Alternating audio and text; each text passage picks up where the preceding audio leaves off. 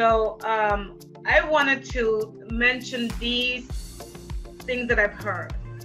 I have heard that people who are using Ibuprofen, Advil, and have the coronavirus are getting sicker sooner. Is that correct? Is that true, Kristal? Have you heard anything about that? So again, going back to that anti-inflammatory response, I wouldn't say that taking Advil makes you sicker, but it will. So think of it this way. Anytime you take a medication, you take an herbal supplement, every action will ultimately cause a reaction. Okay, so there is nothing really out there to defend against this virus other than taking away the human contact right now. So could it contribute because of how it works in the body? Yes, it could contribute to people being sicker, but is it causing them to catch the COVID virus? I would say no. No, if they not catch it. Let me be clear. Not catch the COVID virus, just those who do have it and take Advil can do more harm to their bodies. Yes, it can. Because of the anti-inflammatory response from what Advil, ibuprofen is an anti-inflammatory. Okay. So, again. Is aspirin is a blood thinner. Correct. So you would say that would be the opposite? Like anticoagulant. Okay. And we don't know if that's going to help, but if somebody has a headache, and they don't know if they have it, they should take aspirin instead of Advil. It's just simple. They should take aspirin instead of Advil because it's going to thin the blood versus thicken the blood. Okay, because the thickening of the blood is potentially causing clots. Got it. Right. So, but you have to make sure that you're not allergic to aspirin. Mm-hmm. Right. So, there's all these other things that you have to think about. If you know you're not allergic to aspirin, because I know some people are allergic. So, okay. Anything else that you ladies, I have a lot of questions. You mentioned antibiotics, and I wanted to ask, this is one of the things that I wanted to actually bring up Ms. Samson for, antibiotics and why doctors are giving it to us when we don't need it, when we have a flu. I was overhearing her lesson to our children, and my sister just told me she has a flu and the doctor gave her antibiotics. And then I hear Ms. Samson tell me that's not going to help. She shared a story, and can you share that story with us and just tell me what antibiotics are supposed to be used for? Well, wait. So, did they get antibiotics or did they get Tamiflu? That's different. It's two very different things. My sister said antibiotics. It's two different things, though. Mm-hmm. So what I was talking about, so antibiotics are designed to work against bacteria. And then you have antivirals, which work against viruses, which is what Tamiflu is. And so I've had that before. But when I was referencing the story in my lesson, I had a virus. I was down in Florida, and I went to the emergency room.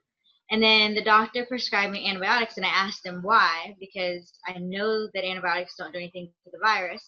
And he said, it's an emergency room. I'm just trying to get people in and out. A lot of people whine, and they want to be happy, think I did my job. So for placebo effect, he was prescribing it. And I questioned him, and I said, well, that's part of the problem. You're causing resistance. You shouldn't be doing that. And he was like, oh, well, most people don't know that. Why do you know that? And I said, well, I'm a science teacher. I have a basic understanding. I mean, I did graduate with a biology major. And he was like, oh, well, so I guess you don't want the antibiotics. And I was like, no, not if you're sure I have a virus. And so I didn't get them. I didn't even take the prescription from him. And then I did call later, and I complained against him because from doing work and having a friend that works with the CDC and things, I know that they are trying to look at different areas that are hotspots for resistance. So I called and complained, and then the hospital actually just waived my bill. Like, I didn't get charged anything. So that was nice. But you say resistance. Can you elaborate on resistance? Because I don't know what that means. So resistance is just the ability of the bacteria to survive against whatever we're trying to use to kill them. So they can just survive, essentially. So when you have like hand sanitizer that says it kills 99.9, the 0.1 that's surviving are the resistant ones. And the problem is that we go around using all this stuff so much that if you kill 99.9, you kill the weak ones, but you let the 0.1 survive that's strong. And they're the ones reproducing. And so over time, we are causing more and more resistance, essentially. And it's getting hard for all of our antibiotics to work. Like, we used to have several antibiotics that worked all the time. Now, patients are being given, like, for instance, I got strep throat a couple of years ago. That is a bacterial infection. And they had to give me basically what they call a cocktail of medicines. I was prescribed 4 different things because I had some very resistant strain from Calhoun, Georgia. They traced it back to. But a lot of our medicines are starting not to work very effectively. And that's scary. And that's what we talked about in science class, because that is one of the top priorities of the World Health Organization, the CDC, like everyone who matters in medicine, basically, that if a lot of our medicines, 90% of them stop working, we're going to be in big trouble. And if all of them stop working, we can't do things that we've become accustomed to, like surgery or chemotherapy or anything, because those patients need antibiotics all the time to survive after chemotherapy for a while. So the resistance is being built up due to the livestock industry using it so much. That's one of the main causes. And then doctors who prescribe it when it shouldn't be, because bacteria is super great at sharing DNA, essentially, in plasmids, which I talked about the class with. And so they have their one main chromosome, and then they have tiny little pieces, like little circles, of extra genes. And they can share the genes. And so if they have a resistant plasmid, even after bacteria dies, they can like spit out the plasmid and give it to another one. And so they can share this resistant gene. Right, and so that's one problem. Like, that's why I don't use hand sanitizer very much, unless I know I'm gonna wash my hands. I've been using it. Well, use it. I bought it for everyone in my family now, but you need to wash your hands after, because like Arthur gets annoyed with me because you use it, but then the dead ones are on your hand, right?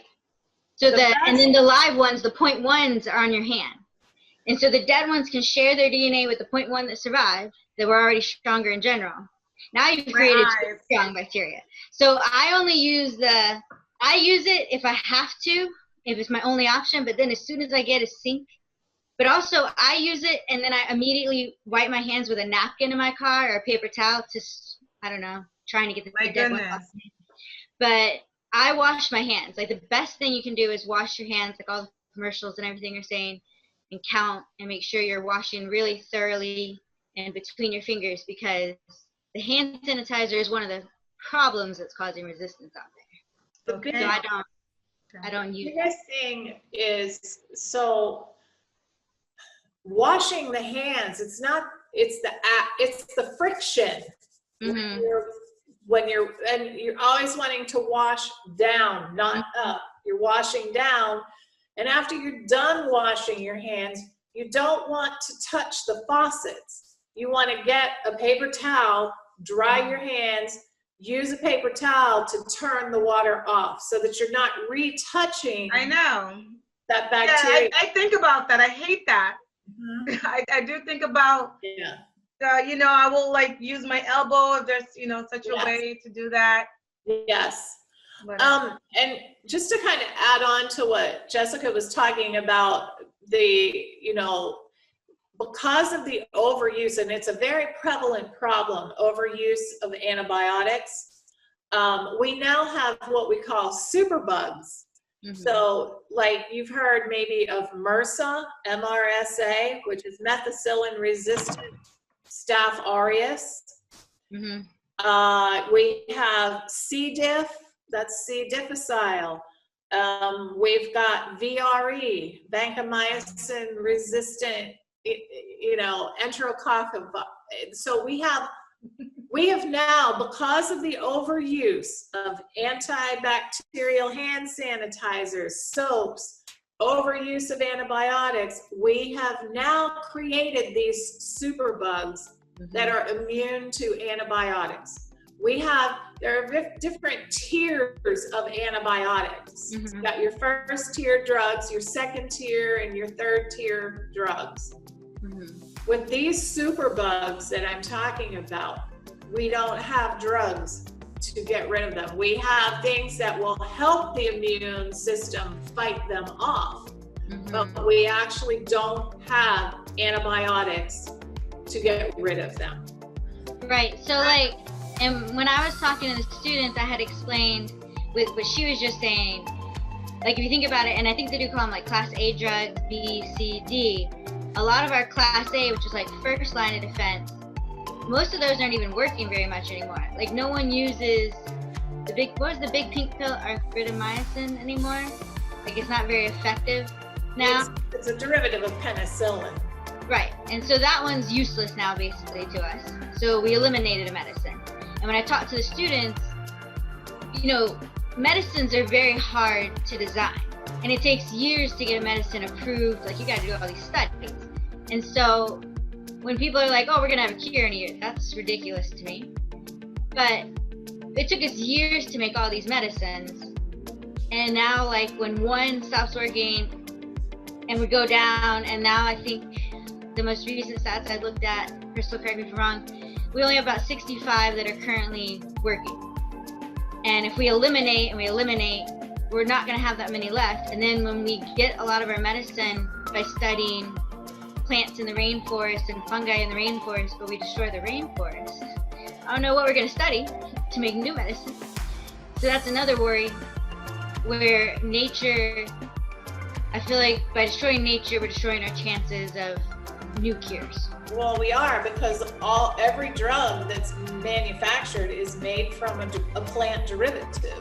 And so when we destroy our environment, we destroy our medicine. Yeah.